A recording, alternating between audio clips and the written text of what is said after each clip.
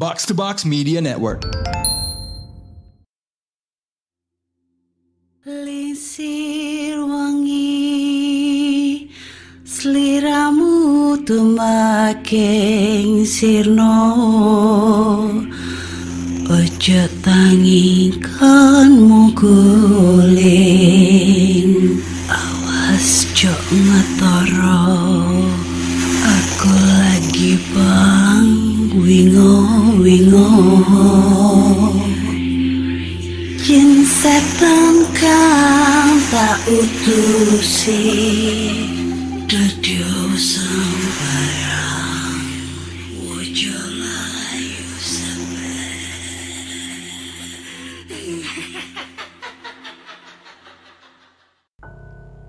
Hai Rek, yo apa kabar? Ketemu lagi dengan aku si Ana di podcast kisah horor. Dan kita bertemu di episode 282. Dan di episode kali ini aku membacakan cerita horor ataupun email berhantu yang sudah dikirimkan teman-teman melalui podcast kisah horor@gmail.com ataupun di Instagram podcast kisah horor serta Google Form yang linknya tersedia di bio Instagram podcast kisah horor. Oke, stop.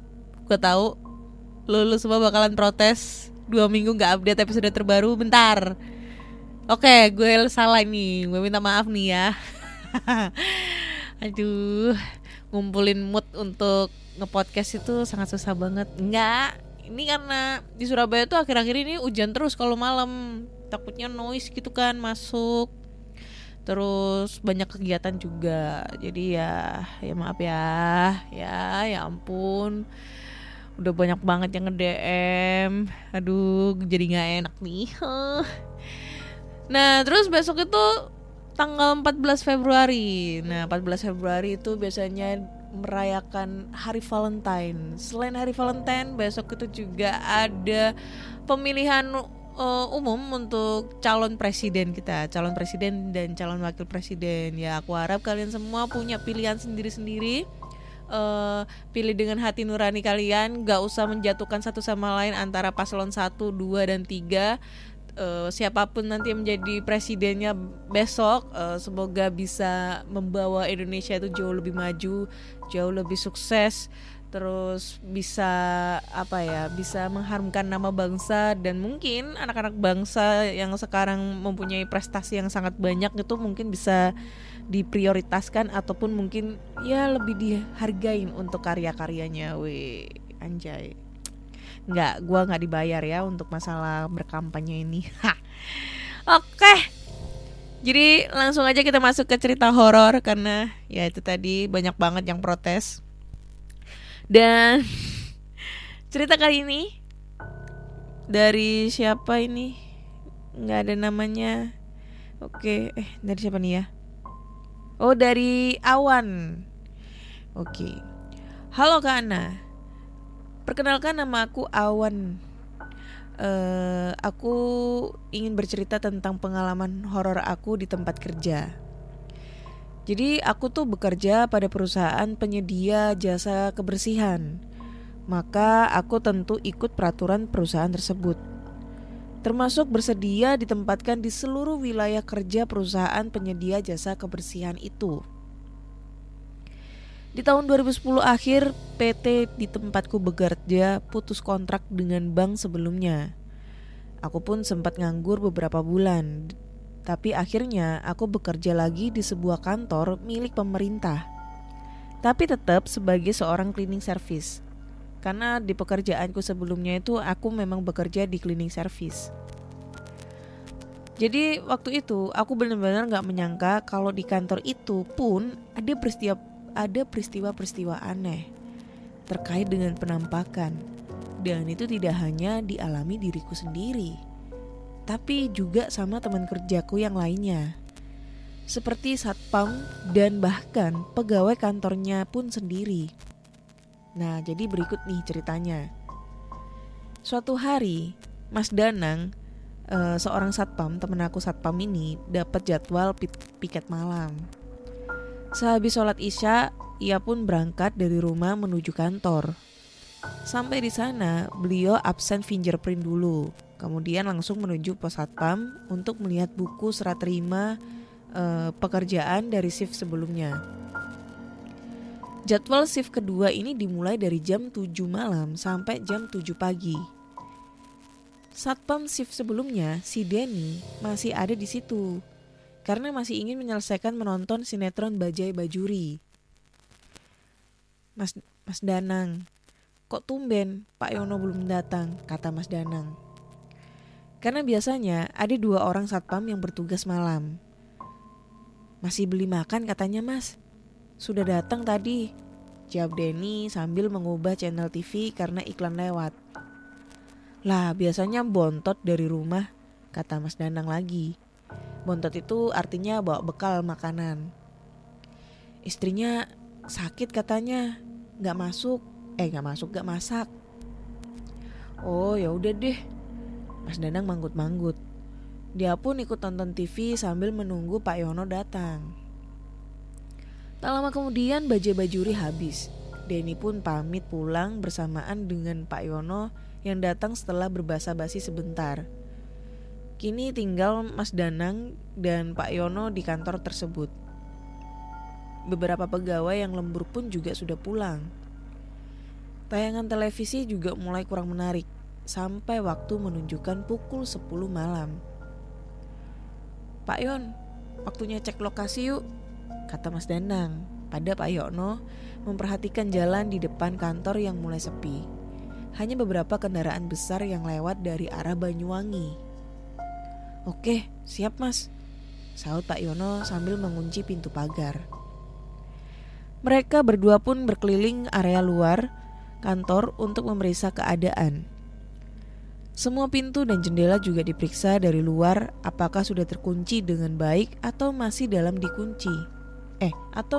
dikunci. Karena biasanya pegawai yang lembur sampai malam kadang lupa mengunci jendela dari dalam. Kemudian masuk dari pintu masuk bagian belakang, lalu menguncinya dari dalam. Kemudian naik ke lantai 2 dan memadamkan lampu-lampu yang tadi dibiarkan menyala saat pegawai lembur. Saat melewati koridor lantai 2, Mas Danang merasakan hawa yang tidak nyaman. Untuk menghilangkan perasaan tak nyaman itu, dia berdehem.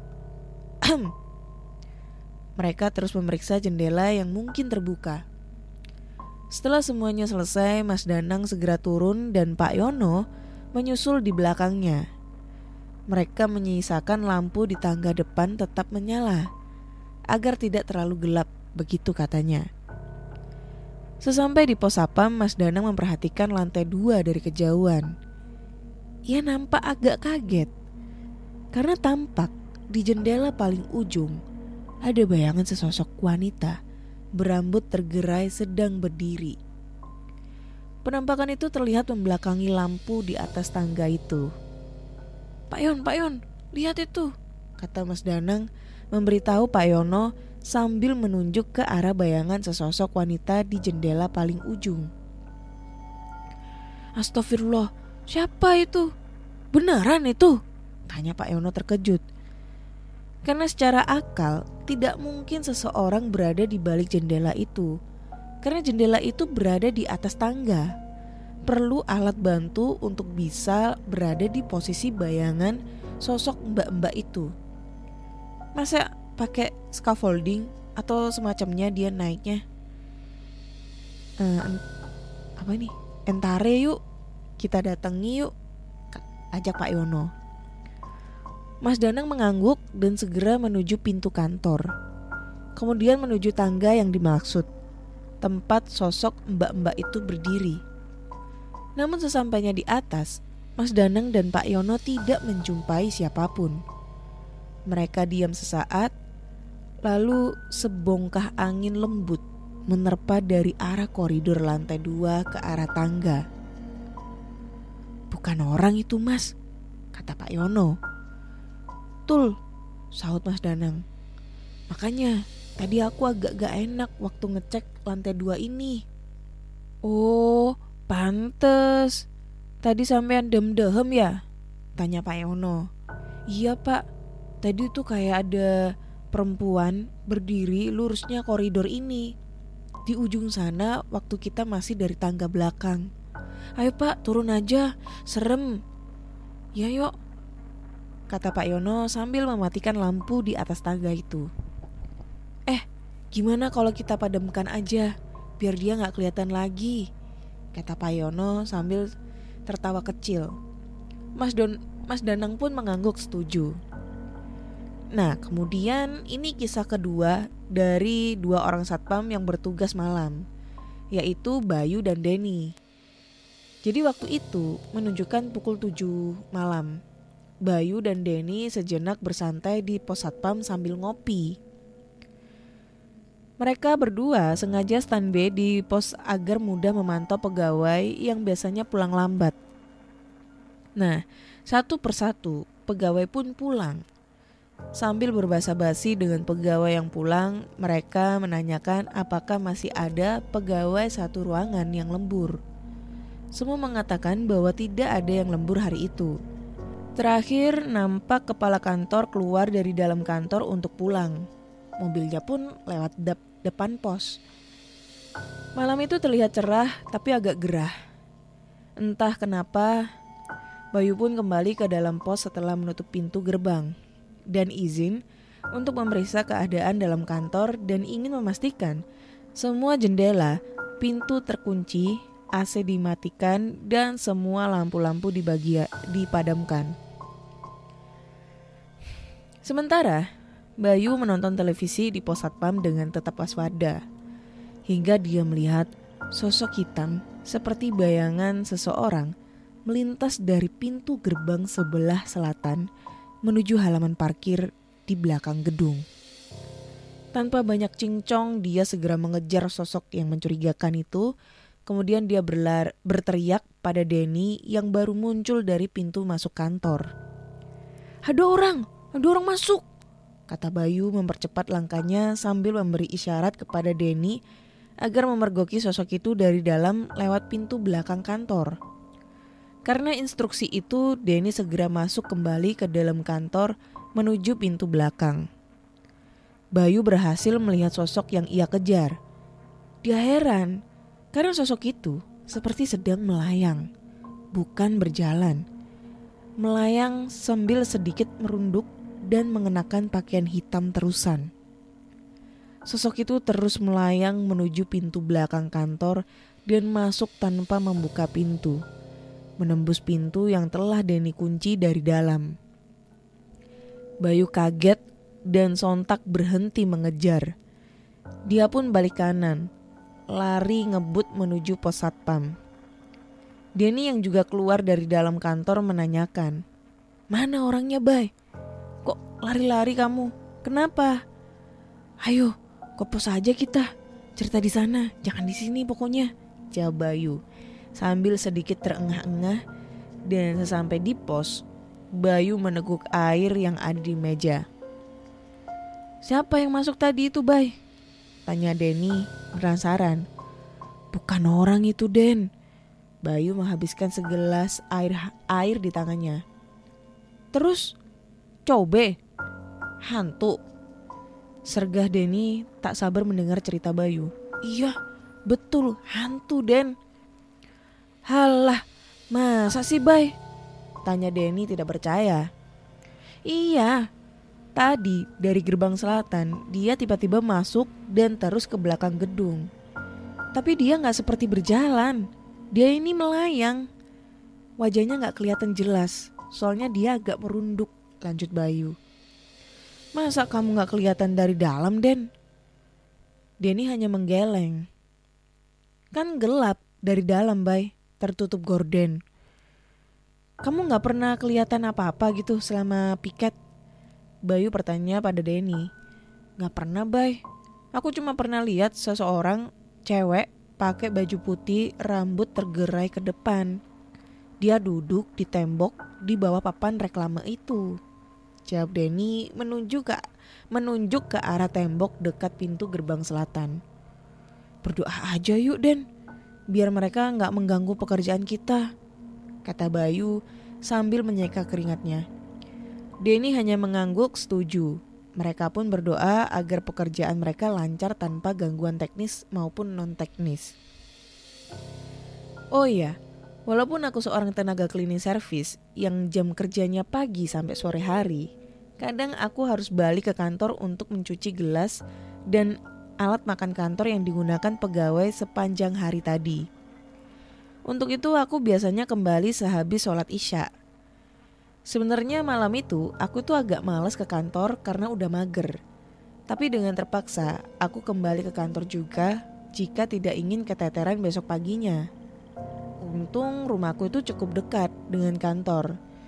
Ya kurang lebih 300 meter lah jaraknya. Jadi cukup jalan kaki aja udah nyampe. Aku datang kira-kira jam 9 malam. Pas masuk ke dalam kantor, aku berjumpa Bayu dari arah ruang pantry. Raut wajahnya agak kaget melihat aku. "Loh, Mas, kok sudah di depan?" tanya Bayu. "Lah emang baru dateng ini?"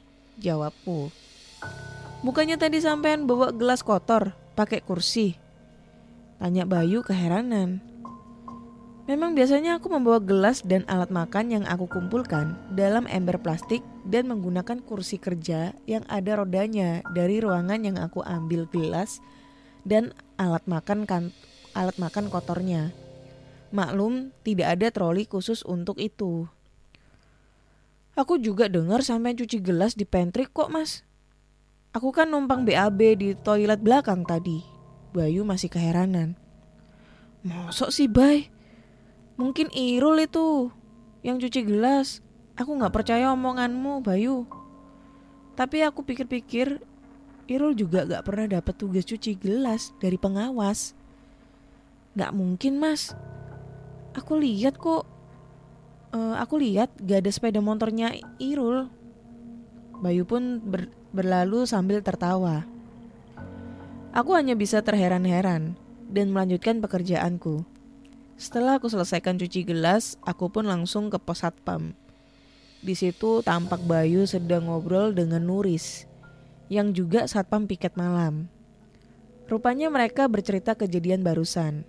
Kami pun tertawa. "Gimana barusan? Ditemenin gak?"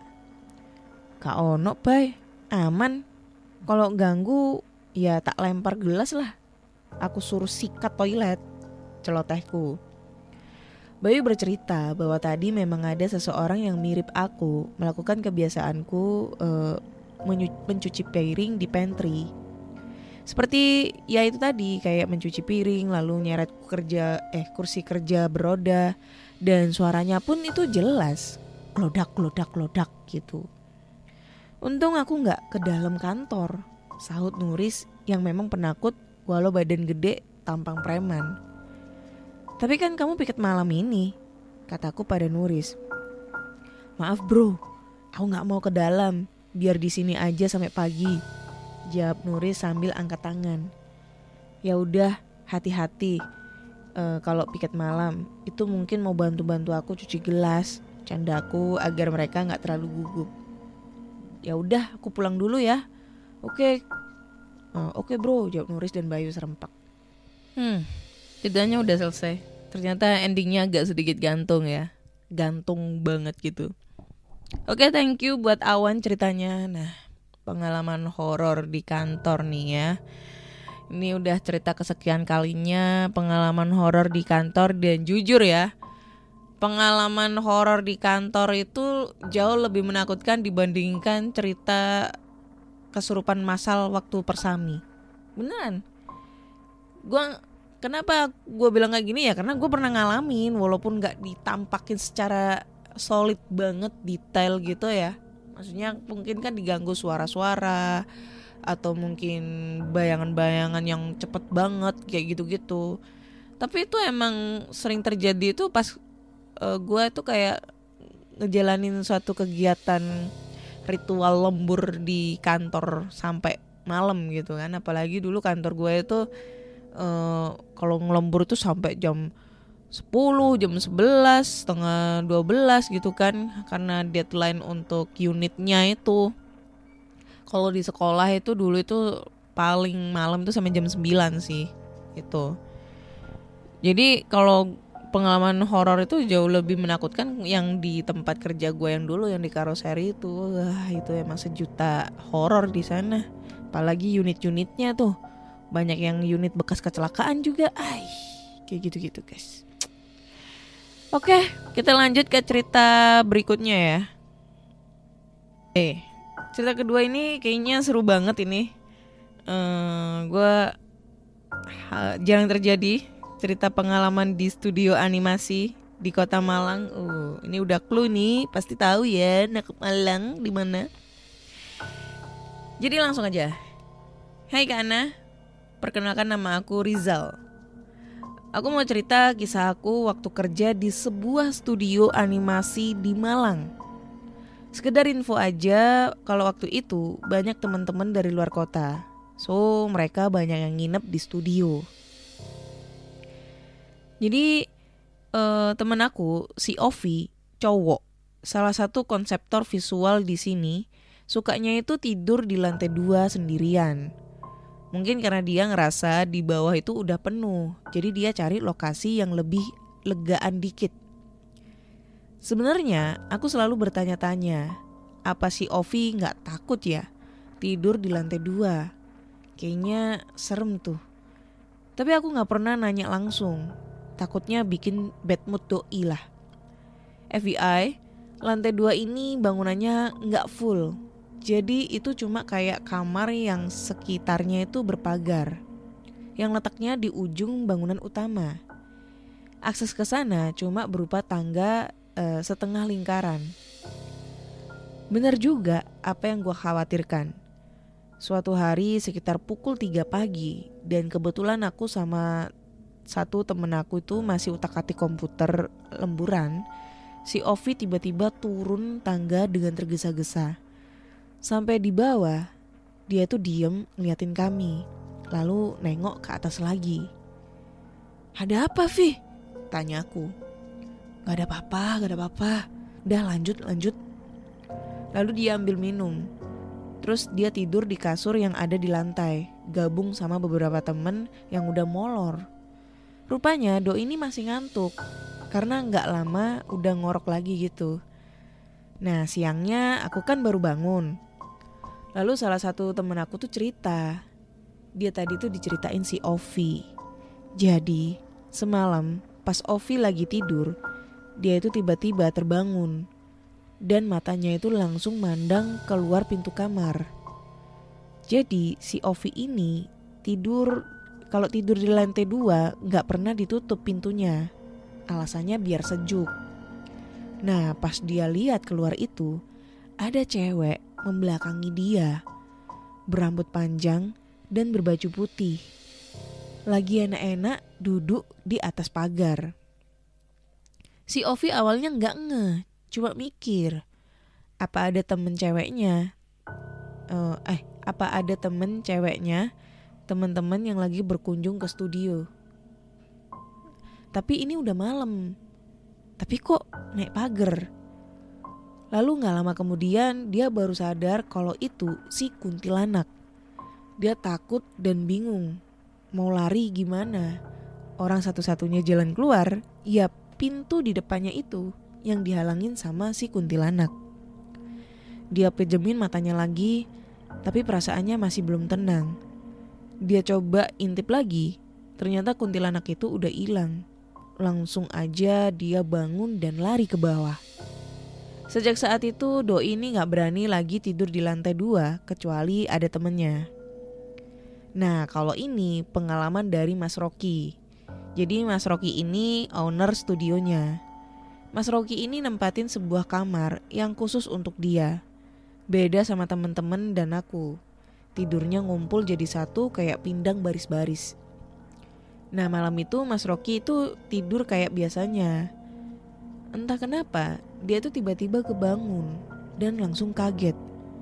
Karena tepat di depan wajahnya ada wajah seram berbungkus kain kafan. Jadi posisi mereka ini sama-sama horizontal. Kalau Mas Rocky terlentang di atas kasur, sementara si Pocica ini tengkurap dengan melayang. Anjay. Dengan santainya Mas Rocky ini ngomong, "Oh, pocongan." Lalu merem lagi, tidur sampai pagi. Lalu kemudian pengalaman aku sendiri. Jadi ini pengalaman yang gak pernah aku lupain. Dan kejadiannya itu di siang bolong. Jadi meja-meja komputer tempat aku itu, tempat kerja itu jaraknya sekitar 2-3 meter dari toilet. Jadi 2 meja paling ujung yang dekat toilet. Sangat-sangat mudah melihat pintu toilet. Dan siang itu teman-teman lagi full ada di studio. Ada yang duduk, ada yang berdiri ngasih arahan ke animator dan lain-lain sebagainya. Aku tuh kebelet pipis, terus masuk toilet. Abis pipis, aku buka pintu toilet. Dan baru 1 langkah mau keluar, aku rubuh tengkurap. Posisiku kepala sampai lutut ada di luar toilet. Lutut sampai kaki ada di dalam toilet. Kaki aku rasanya terjerat, seperti dipegangin 2 tangan goib. Dan itu terasa banget. Aku takut bukan main. Aku coba manggil temen-temen yang jelas banget kelihatan di depan mata aku. Mau minta tolong, tapi mulut aku itu gak keluar suaranya. Jadi cuman mangap-mangap dengan tangan melambai-lambai. Berharap salah satu teman ada yang ngeliat dan menolong. Entah berapa menit aku kayak gitu, lalu aku juga baca-baca doa dalam hati. Lalu pegangan itu terasa sangat dingin, lalu tiba-tiba kayak ngelepasnya itu pelan-pelan. Aku segera bangun dan lari ke teman-teman. Aku tanya ke teman yang duduknya paling dekat dengan toilet, kok dia gak ngelihat aku tadi? Dia cuma heran aja. Memang ada apa sih? Tanyanya polos. Jadi entah bener atau enggak, denger-dengar rumah yang dikontrakin itu yang dibikin studio, konon memang sengaja dikasih jebakan Batman sama pemiliknya. Sehingga setiap yang ngontrak selalu gak betah dan pindah. Cuman karena Mas Rocky ini pemberani, jadi dia woles aja dengan semua kejadian serem itu. Dan ini membuat mental teman-teman ikut berani. Meski kalau pas kena jebakan tetap takut juga. Ya ceritanya emang gak cuma 3 itu aja. Ada yang lain, kayak bayangan-bayangan berseliweran gitu. Ada juga yang ngalamin kayak diintipin orang, tapi pas dicek gak ada siapa-siapa. Inilah yang bikin kami tinggal lebih lama dari yang ngontrak-ngontrak terdahulu. Nah karena itu juga dengar-dengar lagi nih, si pemilik bikin masalah baru supaya kami pindah. Tak begitu tahu persis trik si pemilik. Mas Rocky pun memutuskan untuk pindahan. Hari itu kami pindahan. Semua barang sudah diboyong ke kontrakan baru. Cuma tinggal TV dan beberapa perintilan yang masih tertinggal. Dan itu nanti jatah Mas Awan yang bawa. Loh, namanya kok sama yang tadi. Jadi Mas Awan ini masih di situ, lagi nunggu jemputan dari Mas Rocky. Kebetulan Mas Rocky sebelumnya keluar dulu karena ada urusan. Nah Mas Awan itu udah gak enak perasaannya. Jangan-jangan Mas Rocky urusannya masih lama nih. Karena hari itu sudah sore. Takutnya keburu gelap. Beneran dah, sudah maghrib aja. Mas Awan ngerasa kecut. Dia nyalain semua lampu dan TV. Volume TV digedein.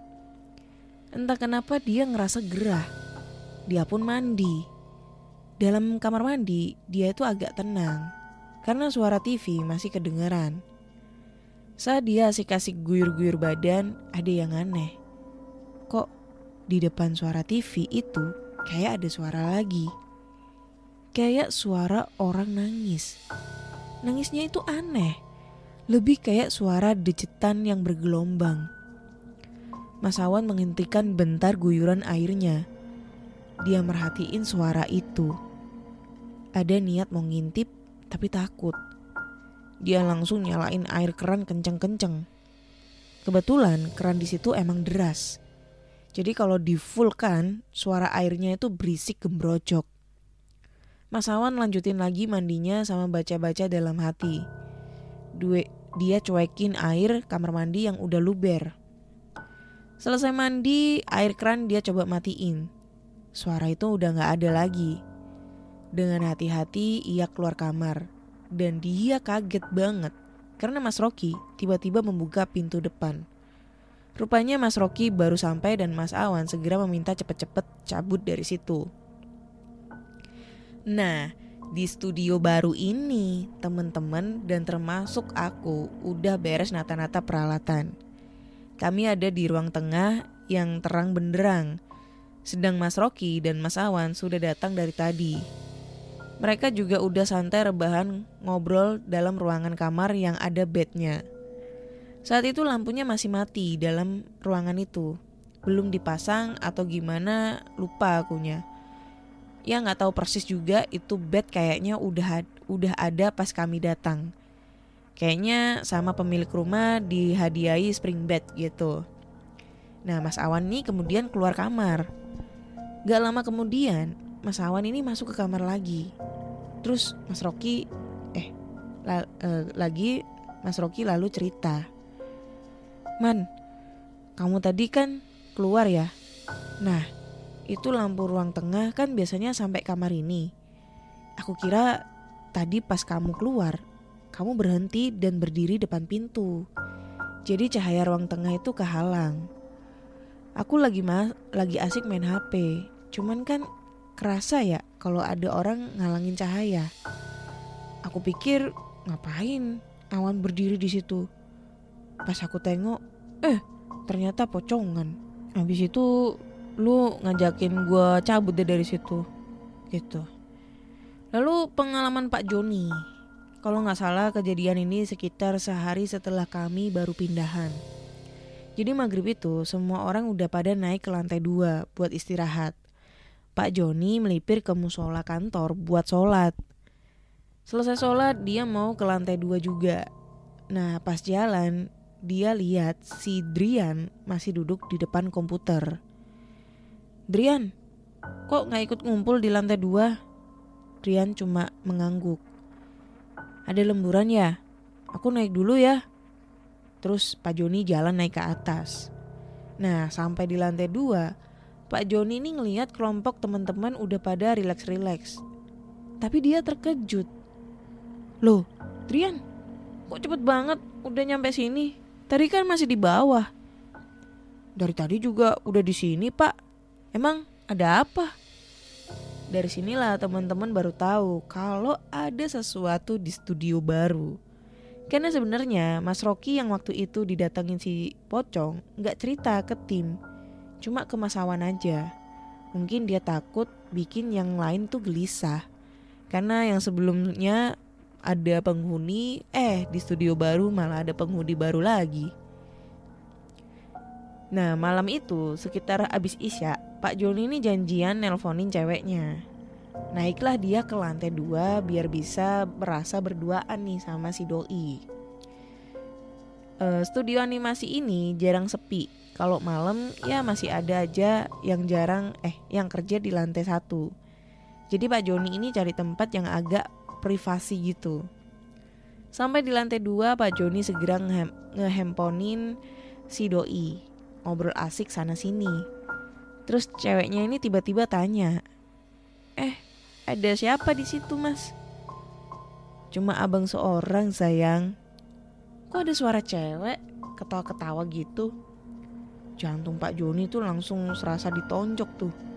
Dia merinding, perasaannya udah gak enak, kemudian cepet-cepet turun ke lantai 1.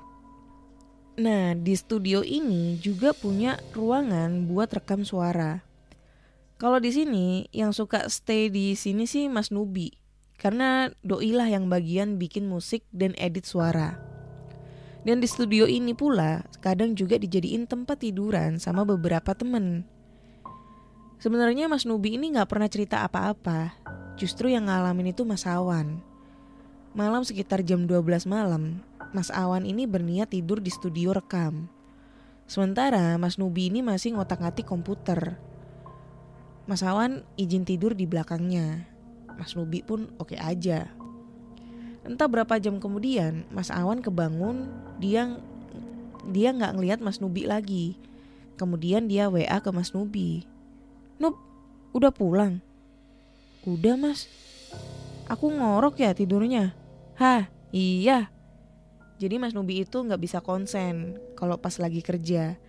Ada suara yang ke distract, langsung deh dia pergi gitu atau nyari tempat sepi. Jadi dia itu kadang itu lebih memilih pulang atau nerusin di besok harinya. Dan dia itu udah diketahui semua temen. Setelah WA-an singkat itu, Mas Awan matiin lampu studio dan mau lanjutin tidur. Pas sudah mau merem, ada WA masuk lagi dari Mas Nubi. Hati-hati loh, jangan matiin lampu studio. Biasanya ada nenek-nenek di pojokan. Mas Awan inget banget kalau sebelum-sebelumnya pas tidur di situ dalam keadaan mati lampu, dia selalu ngerasa ada nenek-nenek di pojokan ruangan. Dia pikir itu cuma perasaannya aja. Buru-buru dia nyalain lagi lampunya. Hah, lu berarti bener ya? Salah, lu berarti bener ya selama ini? Aku juga ngerasa gitu. Emang ada cerita apa di sini, Nup? Lu, enggak mas, gak apa-apa kok, bercanda aku. Mas Awan mikirnya Mas Nubi mungkin punya pengalaman, tapi gak mau cerita karena gak enak nanti malah bikin takut. Salah satu temen aku, si Nurdin, lagi gak enak badan. Jadi malam itu sekitar pukul 11 dia nekat istirahat sendiri di lantai 2. Karena yang lain masih asik kerja. Kenapa nekat? Karena dia ini udah paranoid akibat cerita-cerita merinding dan dari pengalaman beberapa teman-teman sebelumnya. Sampai di lantai 2 dia langsung merebahkan badan, baca-baca doa dalam hati. Dan untuk ngilangin sepi dia puter lagu Oasis dari HP-nya. Lagu itu lumayan menghibur dan bisa menerima bobokan dia. Tapi setelah beberapa lagu dia kebangun dan heran. Kemudian memutar lagi lagu yang terakhir hingga selesai. Jantungnya seketika berdebar-debar dan berniat mau turun. Tapi untungnya beberapa teman baru naik. Hatinya kini tenang dan nerusin tidurnya. Yang bikin Nurdin takut karena dalam salah satu lagu Oasis itu, di tengah-tengahnya ada suara cewek tertawa. Dan pas diputer ulang untuk memastikan suara cewek itu udah gak ada. Nah, yang ini adalah pengalaman si Malis. Anjay, banyak banget pengalamannya. Malam itu pas malam Jumat, sekitar pukul 1:30 malam. Dan dia masih ada lemburan sendirian. Yang lain udah tidur di lantai 2. Dan yang tidur di lantai 1 cuman Pak Joni. Dia tidur di sofa bed yang jaraknya gak jauh dari si Malis. Entah kenapa, dia itu pengen buka channel YouTube tentang penampakan hantu-hantu Jepang. Dia nikmatin tayangan itu sambil merasakan sensasi merinding yang asoy. Sesekali dia nengok ke Pak Joni, takutnya tiba-tiba Pak Joni hilang, kan jadi sendirian nanti. Nah, tiba-tiba telepon kantor berdering. Dia kaget setengah mati. Dia mau angkat tapi gak jadi. Dia pikir itu pasti orang iseng. Atau kalau enggak, ya orang salah sambung. Karena udah jam segitu, mana ada orang nelpon urusan kantor. Jadi dia cuekin itu telepon dan lanjut nonton YouTube. Tapi telepon itu berdering gak berhenti-henti. Si Malis pun akhirnya nekat mengangkatnya. Dari seberang terdengar suara laki-laki dewasa menangis. Tolong aku. Halo? Ini siapa? Halo? Aku anakmu, Pak. Tolong, Pak. Anjay, serem. Perasaan Malis jadi gak enak. Rasa takut menjalari tubuhnya. Langsung telepon itu dia tutup. Lalu lari ke Pak Joni. Pak, ada telepon aneh. Sudah. Mending istirahat sini. Si Malis langsung nurut. Dia matiin komputer lalu segera tidur di samping Pak Joni. Tak lama kemudian telepon bunyi lagi. Si Malis udah gak mau ngangkat dan tidur sampai pagi. Nah, ini kejadian yang semuanya lihat. Dan itu siang hari. Jadi siang itu semua orang lagi ngumpul di meja besar. Meja ini biasa dipakai untuk diskusi atau juga makan-makan bareng. Waktu itu ada yang ngobrol, ada juga yang makan.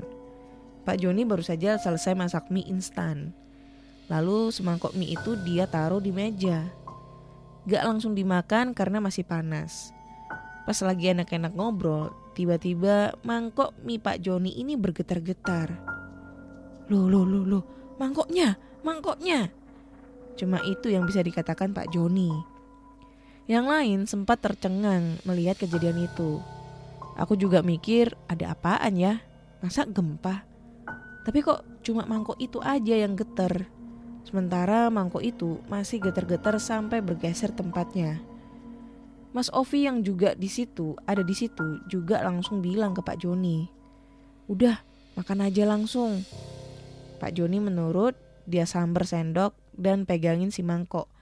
Kemudian segera ia makan mie-nya. Siang itu ada tetangga depan yang meninggal, jadi beberapa warga ada di situ. Karena kami warga baru, jadi ikutan nimbrung biar enakan gitulah. Pas lagi duduk-duduk, bapak-bapak di sebelah aku tuh tanya, "Mas, gak ada apa-apa di situ?" Sambil nunjuk rumah yang kami kontrak jadi studio. "Enggak pak, emang ada setannya?" Jawab aku sok polos. Padahal maksudnya mau mancing-mancing dan pancingan itu berhasil. Bapak itu cerita, dulu di situ tanah kosong mas, banyak tumbuhan liar, dan tepat di belakang itu ada pohon besar banget dan angker banget. Wah, gitu ya pak? Untung gak ada apa-apa pak. Ya jangan sampai sih pak. Ya syukurlah mas, moga gak ada apa-apa. Sebenarnya pengalaman ini tuh masih panjang banget kak, dan mungkin aku bisa ceritain di cerita selanjutnya ya, karena masih banyak pengalaman dari teman-teman pegawai aku yang kerja di studio ini yang bagian cewek-cewek. Jadi aku harap cerita yang kali ini gak ngebuat Kak Ana bosen untuk ngebacainya. Thanks Kak Ana sudah dibacakan, dan mohon maaf jika tanda bacanya kurang atau mungkin ceritanya kepanjangan dan mungkin bahasanya agak belibet. Semoga sukses selalu untuk podcast kisah horor. Oke. Thank you ceritanya buat Rizky. Ceritanya ya ini, aduh sayang banget ceritanya. Dia bikin bersambung coy. Tapi jujur ya ini panjang banget ceritanya. Nah, ini baru mengalami pengalaman studio animasi berhantu di Malang. Pasti teman-teman Malang itu tahu ya studio animasinya tuh di mana ya. Gua nggak tahu sih di mana. Cuma yang jadi gue herannya itu adalah yang di kontrakan pertama banyak banget gangguan-gangguan, dan katanya ini, kata si pencerita, dengar-dengar kenapa banyak gangguan karena dipasang banyak jebakan Batman sama si pemilik kontrakan. Biar orang-orang nggak betah ngontrak di situ. Nah ini aneh ini. Setahu aku, kalau semisalnya ada jebakan Batman itu berarti bukan pemilik kontrakan yang masang, melainkan mungkin pesaingnya ya, atau orang yang nggak suka dengan yang punya rumah itu masih masuk di akal gitu loh. Kalau yang namanya pemilik rumah itu kan pengennya itu rumah dikontrak, terus biar laku, ada pemasukan kayak gitu, ya kan, dapat duit dan lain-lain. Lah, ini malah kayak seakan-akan si pemilik yang sengaja memasang masang perangkap-perangkap setan-setanan tuh di rumah itu biar yang kontrak itu pada pergi, padahal yang masang yang punya kontrakan. Kan aneh gitu loh ya, kayak nggak masuk di akal gitu. Terus yang kedua itu apa ya tadi ya, lupa aku tadi mau aku bahas tadi, agak lupa ya. Itu tadi lah, ternyata pengennya itu di kontrakan lama itu pengennya itu dia pindah dari kontrakan itu supaya kerjaannya bisa adem ayem, teman-teman kerja juga adem ayem. Nggak taunya di kontrakan baru itu malah banyak gangguan-gangguan, dan ini gangguannya bersambung guys, masih ada kelanjutannya. Ini kalau boleh ya Mas Rizky ya, kan gue ini sering banget ya ke Malang ya. Ini Malangnya di mana ya? DM aja apa email aja nih. Siapa tahu gue bisa main-main gitu ke studionya, pengen ngeliat situasi horornya kayak gimana atau gimana gitu, atau kita nongki bareng gitu di studionya gitu. Boleh kali di email. nggak usah disebutin, nggak usah disebutin alamatnya atau di mana gitu, sudah. Ya itu pokoknya lah. Gue pengen tahu lokasinya gitu loh. Seserem apa sih gitu ya. Buat anak skeptis ini. Sebenarnya gue nggak skeptis sih, gue percaya. Cuma kalau gue nggak ngeliat di depan mata gue itu, gue agak kurang. Maksudnya gue percaya kalau makhluk halus itu makhluk lain ciptaan Allah itu ada, jin itu ada. Ya, jin itu ada. Cuma yang gue nggak percaya adalah roh-roh atau setan-setan yang dari orang meninggal itu loh. Nah itu yang nggak gue percaya, yang sosok kuntilanak atau mungkin pocong, genderuwo dan lain-lain. Nah itu gue kurang percaya. Kalau pandangan gue itu jinnya itu maksudnya jin dalam bentuk kayak ada yang namanya jin muslim sama jin jahat. Jin jahat itu mungkin ya kayak apa ya, berbentuk siluman-siluman yang sering dibilang-bilang kalau di desa itu yang menyerupai kera atau menyerupai hewan kayak harimau. Nah itu yang gue pikirkan itu bukan yang kayak kuntilanak, pocong, tuyul, apa segala macam gitu. Kayak gue belum percaya banget kalau belum nampak di depan mata. Karena kan gue selama ini kan yang gue temu cuma sekelebat-sekelebat ya, bukan solid di depan mata gitu. Kayak gitu. Gak apa-apa ketemu, tapi jangan di rumah maksud gue. Mending di luar gitu, jangan di rumah. Oke, kayaknya cukup sekian dulu di episode kali ini. Sebenarnya di cerita kedua ini masih ada lanjutannya ya, tapi kita tunggu Mas Rizky untuk mengirim cerita selanjutnya ya. Ditunggu Mas Rizky, sekaligus alamatnya ya. Kalau dibolehkan kita main-main nih, gue pengen main nih ke studionya gitu, silaturahmi ke sana. Oke, Mas Rizky, mantap. Oke, kalau gitu teman-teman, terima kasih sudah mendengarkan podcast kisah horor sampai detik ini di episode 282. Jangan lupa dengerin podcast kisah horor di Spotify, Google Podcast. Google Podcast udah mau tutup nih. Jadi dengerin di Spotify, Noise, Apple Podcast dan platform podcast kesayangan kalian. Jangan lupa juga like podcast kisah horor di Spotify, di Noise dan jangan lupa juga kasih rating bintang 5 untuk podcast kisah horor di Spotify. Kasih komentar-komentarnya juga ya. Udah. Bye bye.